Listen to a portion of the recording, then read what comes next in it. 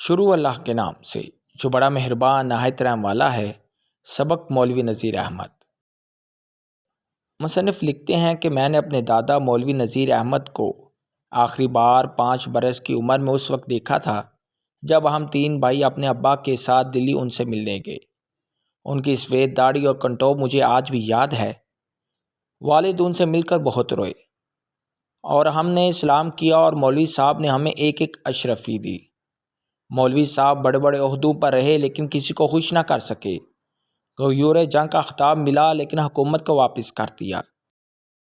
نواب سرفراز علی خان بیمار ہوئے تو ایک رات مولوی صاحب ان کے خواب میں آ کر کہنے لگے ہمارے قرآن کا ترجمہ چھپوا دو۔ انہوں نے ایسے ہی کیا۔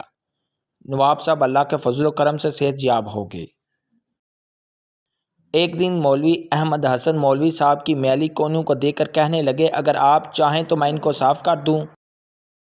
تو اس پر مولوی صاحب ہنس کر کہنے لگے یہ نشان مجھے طالب علمی کے زمانے میں مسجد کے صحن میں کونیاں ٹکائے پڑھنے سے پڑے ہیں۔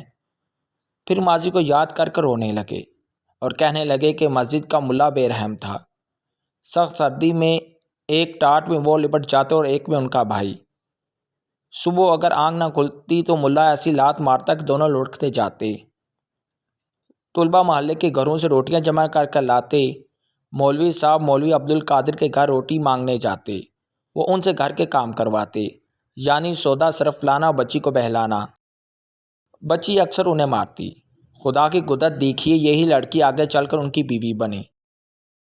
مولوی صاحب کے سسرال والے خوشحال تھے لیکن آپ نے کبھی ان سے مدد نہ لی۔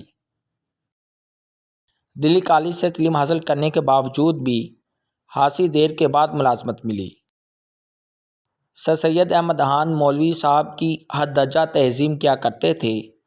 ایک دفعہ علی گڑھ کے ہندو مہاسب نے لاکھوں روپے گبن کیے جس سے کالج کو چلانا مشکل ہو گیا۔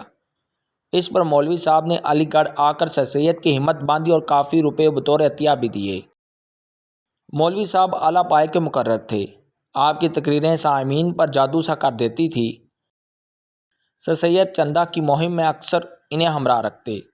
مولوی صاحب نے 2.5 سال کی محنت کے بعد قرآن مجید کا ایسا بامحاورہ زبان میں ترجمہ کیا کہ گزشتہ 50 برسوں میں اس سے بہتر کوئی اور ترجمہ نہ ہو سکا۔